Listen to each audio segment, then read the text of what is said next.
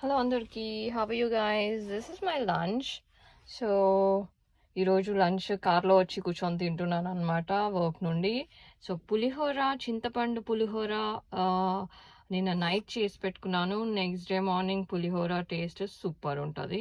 And అసలు box మూత open చేయగానే ఆ పులిహోర స్మెల్ ఎన్ని మెమరీస్ని గుర్తు చేస్తుంది అంటే, ఎక్కడికి వెళ్ళినా, తిరుపతి ట్రిప్ పోయినా, షిరిడీకి వెళ్ళినా, ఎనీ చిన్న చిన్న ట్రిప్స్ అయినా ఫస్ట్ మమ్మీ చింతపండు పులిహోర చేసి ప్యాక్ చేసేదన్నమాట. పూరీలు, ఆలుగడ్డ షోర్వా ఈజ్ అగైన్ అడిషన్, బట్ పులిహోర అయితే ఉండేది. సో సేమ్ ఫీలింగ్ వచ్చింది అనమాట ఇవాళ పులిహోర తెచ్చుకుంటే.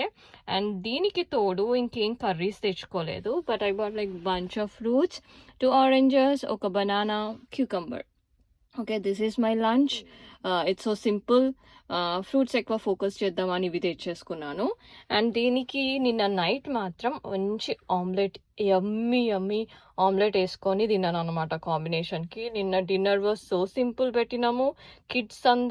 కిడ్స్కి ప్లస్ రామ్ అండ్ నేను అందరికీ పులిహోర ఫ్యాన్స్మి కాబట్టి పులిహోర చేసేసుకొని వేడి వేడిగా డబుల్ ఎగ్ ఆమ్లెట్స్ వేసుకొని తిని we winded up our dinner and this is my lunch.